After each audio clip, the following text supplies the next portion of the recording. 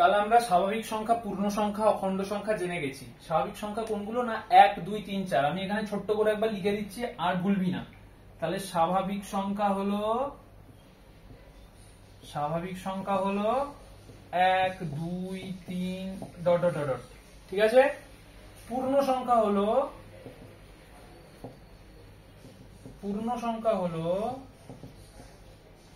0 1 2 3 -1 -2 -3 সব। অখণ্ড সংখ্যা হলো কোনগুলো? 0 1 2 3 ডট ডট ডট, ঠিক আছে। বুঝেছিস? ক্লিয়ার? এটা তিনটের মধ্যে পার্থক্য কি? এখানে 0 থাকবে না, এখানে সব থাকবে, এখানে মাইনাস থাকবে না, ঠিক আছে। বেশ, এবার আমরা যাবো পরেরটাতে। আমরা যাবো কোনটাতে? পরেরটা কি আছে না, পরেরটা আছে আমরা পড়বো এবার একটা নতুন জিনিস পড়বো। কি পড়বো না? মৌলিক সংখ্যা। আচ্ছা, মৌলিক সংখ্যা পড়ার আগে বল, তোরা জানিস জোড় বিজোড় সংখ্যা কাকে বলে? জোড় বিজোড় তো নিশ্চয়ই জানিস, তাও আমি একবার লিখে দিই। জোড় বিজোড় মানে হচ্ছে, জোড় সংখ্যা মানে হচ্ছে জোড় সংখ্যা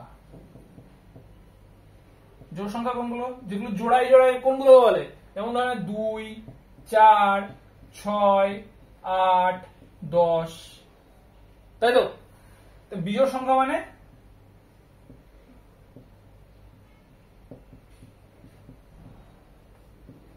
বিজোড় সংখ্যা কোনগুলো না? 1 3 5 7 এগুলো, তাই তো?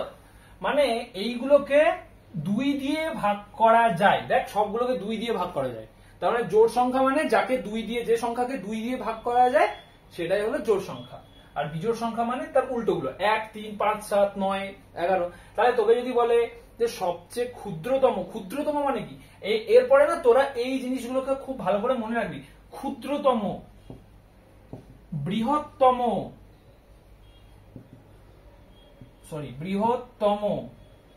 ক্ষুদ্রতম মানে সবচেয়ে ছোট, বৃহত্তম মানে সবচেয়ে বড়, সবচেয়ে ছোট ক্ষুদ্রতম, সবচেয়ে বড় বৃহত্তম, ঠিক আছে। তাহলে তোকে যদি আমি বলি যে সব থেকে ছোট মানে ক্ষুদ্রতম জোড় সংখ্যা কি হবে, তাহলে কি হবে? সেটা হবে 2।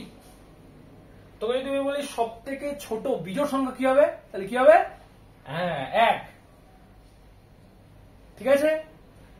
আর তোকে যদি বলি সবচেয়ে বৃহত্তম, সব থেকে বড় জোড় সংখ্যা, জানি না, কারণ আমরা কত দূর সংখ্যা আছে তাই জানি না। এই তো 10 পর কত কি আছে? 12 14 16 18 তো বাড়বে। তেমনি সবথেকে বড় বিজোড় সংখ্যাও জানি না, কত কত কত সংখ্যা আছে, তাই না? আমরা জানি না সংখ্যার তো কোনো লিমিট নেই, কোনো সীমা নেই, সীমা পরিসীমা নাই। তো যার সীমা পরিসীমা নেই তার সবচেয়ে বড়টা আমরা কি করে বলবো? সবচেয়ে ছোটটা বলতে পারি, তাই তো? বেশ, তাহলে জোড় সংখ্যা বিজোড় সংখ্যা বুঝলি। বেশ, জোড় সংখ্যা বিজোড় সংখ্যা বোঝার পর বুঝলি আমরা নতুন একটা জিনিস শিখবো। কি শিখবো বলতো? শিখবো হচ্ছে মৌলিক সংখ্যা। কি শিখবো? মৌলিক সংখ্যা।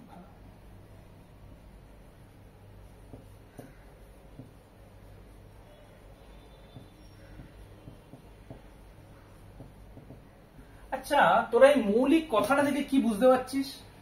মৌলিক মানে যে একা একা থাকে, যার কোনো বন্ধু বান্ধব নাই।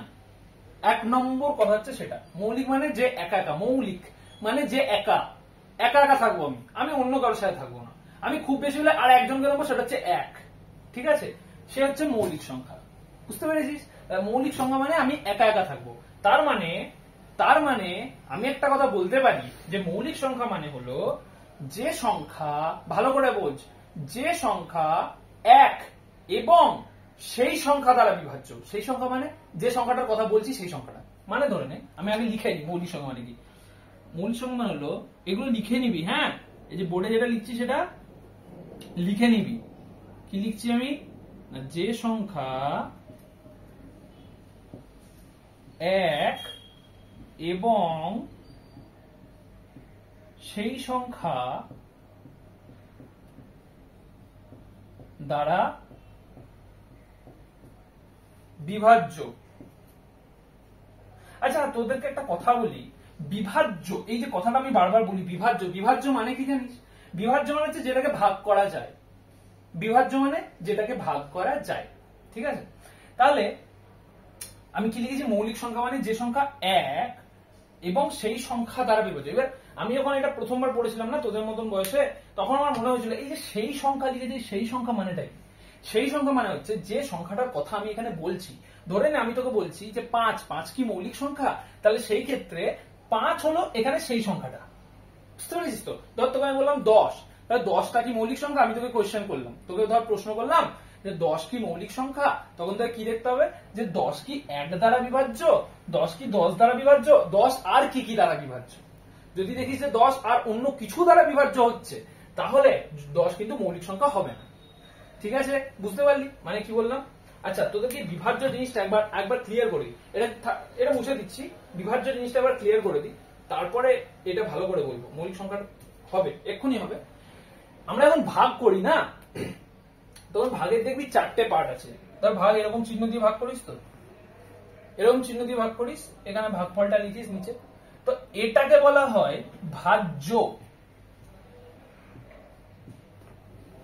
মানে আমি যাকে ভাগ করছি, ভাজ্য মানে আমি যাকে ভাগ করছি। এখানে হয় ভাজক, মানে যাকে দিয়ে ভাগ করছি। এখানে হয় ভাগফল, মানে ভাগ করে আমার যে ফলটা বেরোবে। এখানে হয় ভাগশেষ, মানে ধরে নে সবসময় তো যেটা দিয়ে ভাগ করব সেটা দিয়ে ভাগ করে যাকে ভাগ করব সবসময় ভাগফল নাও মিলতে পারে। শুধু ধরে না আমি তোকে বললাম যে 10টা জিনিস, 10টা চকলেট 5 জনের মধ্যে ভাগ করে দে, 10টা চকলেট 5 জনের মধ্যে ভাগ করে দে, তাহলে প্রত্যেকে কটা করে পাবে? প্রত্যেকে কটা করে পাবে বল? তাহলে তখন লিখবি 10 ভাজিত 5, তাহলে কত দিয়ে যাচ্ছে? 2 দিয়ে 5 দুগুণে 10 চলে যাচ্ছে, তাই তো? তখন কোনো ভাগশেষ নাই। কিন্তু আমি যদি তোকে বলি যে 12টা চকলেট 5 জনের মধ্যে ভাগ করে দে, পারবি তুই? 5 জনের মধ্যে 12টা চকলেট ভাগ করতে পারবি না। কেন কি? কারণ 2 দিয়ে গেলে 10 দিয়ে 2 ভাগশেষ থাকবে এখানে, তাই না? কারণ তুই যদি তুই 5 জনকে 12টা চকলেট ভাগ করে দিতে যাস, প্রত্যেককে 2টো করে চকলেট দেওয়ার পরেও 2টো চকলেট বাকি থাকবে, তাই তো? তাহলে 12টা চকলেটকে 5 জনের মধ্যে ভাগ করে দেওয়া সমানভাবে সম্ভব নয়। তখন আমরা একটা টার্ম পাই, সেটাকে বলে ভাগশেষ, ঠিক আছে? তাহলে ভাজ্য, ভাজক, ভাগফল, ভাগশেষ বুঝে গেলি। ভাগশেষ কখন শূন্য হবে? যদি ভাজক দিয়ে ভাগ করলে ভাজ্যটা পুরোপুরি মিলে যায়। এই যে যেমন মিলে গেল ধর 5 দুগুণে 10, তাহলে ভাগশেষ দেখ শূন্য এখানে, বুঝতে পেরেছিস তো? এটা কাটাকুটি করে দিয়েছিলাম আমি, শূন্য মানে। বেশ, তাহলে বুঝতে পারলি, এটা বুঝতে পারলি। তাহলে আমি এখন তোদের কি পড়াচ্ছিলাম? আমি তোদের পড়াচ্ছিলাম মৌলিক সংখ্যা। তো মৌলিক সংখ্যা পড়াতে গিয়ে আমাদের এটা এলো মৌলিক সংখ্যা, যাই হোক এটা বুঝে নিস, মৌলিক সংখ্যা লেখা আছে, ঠিক আছে? বেশ, লিখলাম মৌলিক সংখ্যা। বেশ, এবারে কি বললাম? মৌলিক সংখ্যা মানে কি বলেছিলাম না, যে সংখ্যা 1 দ্বারা বিভাজ্য এবং সেই সংখ্যা দ্বারা বিভাজ্য, সেই সংখ্যা দ্বারা বিভাজ্য, তাই তো? আচ্ছা দাদা, 1 দিয়ে তো সব সংখ্যায় বিভাজ্য, 1 তো সবের সাথে ভাগে যায়, 1 6 6, 1 7 7, 1 দিয়ে সবকিছু ভাগ করা যায়, আর সেই সংখ্যাটা দ্বারা বিভাজ্য। আর অন্য কোন সংখ্যা দ্বারা সেটাকে বিভাজ্য হলে হবে না। ধরে নে আমি তোকে বললাম যে 5, তোকে তখন দেখতে হবে যে তোকে আমি জিজ্ঞেস করেছি 5 কি মৌলিক সংখ্যা?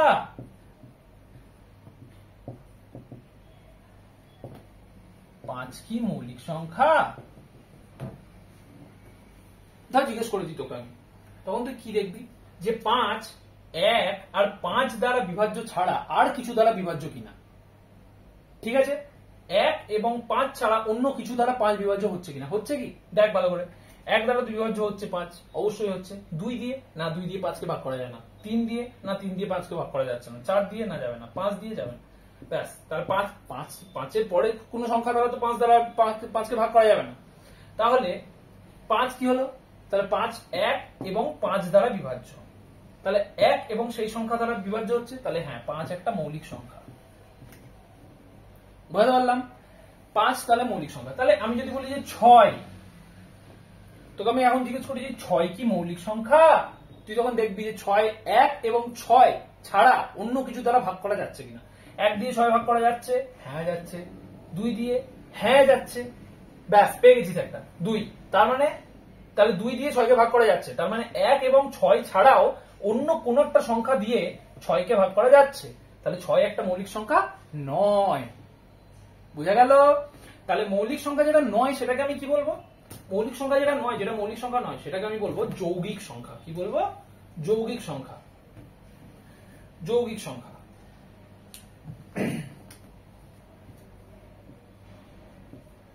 যৌগিক সংখ্যা।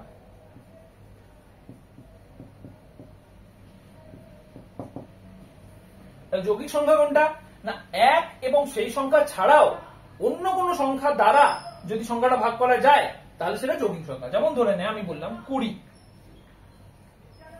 20 একটা সংখ্যা। এবার তোকে আমি জিজ্ঞেস করেছি 20 যৌগিক সংখ্যা না মৌলিক সংখ্যা? 20 যৌগিক সংখ্যা না মৌলিক সংখ্যা? তাহলে তোকে প্রথমে দেখতে হবে 20 1 দ্বারা তো ভাগ হবেই, 20 20 দ্বারা তো ভাগ হবেই। এবার 20 আর 1 এর মধ্যে এমন কিছু একটা হবে যেটা দ্বারা ভাগ করা যাবে কি যাবে না সেটা তোকে দেখতে হবে। ধরে নে তুই দেখছিস 2। আচ্ছা 2 দিয়ে 20 ভাগ করা যায়? হ্যাঁ যায়, যায়।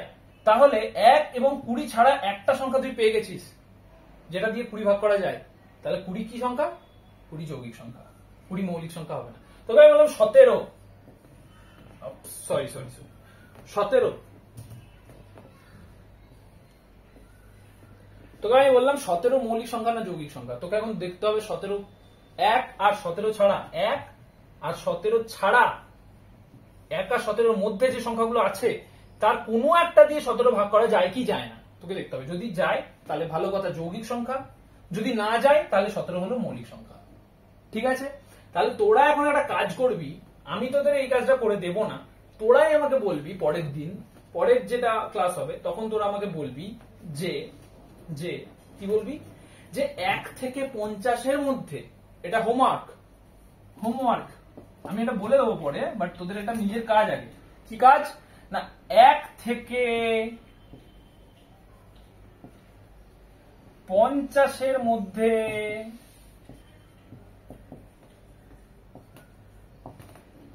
কি কি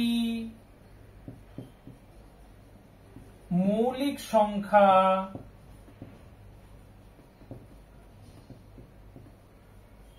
আছে? মৌলিক সংখ্যা বুঝে গেছিস কি জিনিস, যৌগিক সংখ্যা বুঝে গেছিস কি জিনিস, তাহলে এটা তোদের হোমওয়ার্ক। ঠিক আছে? হোমওয়ার্ক বুঝে গেছিস 1 থেকে 50 এর মধ্যে কি কি মৌলিক সংখ্যা আছে, এটা তোদেরকে লিখে দিতে হবে। বেশ হলো। এইবার আমি তোদেরকে আরেকটা জিনিস বোঝাবো, সেটাকে বলে পরস্পর মৌলিক সংখ্যা। পরস্পর মৌলিক সংখ্যা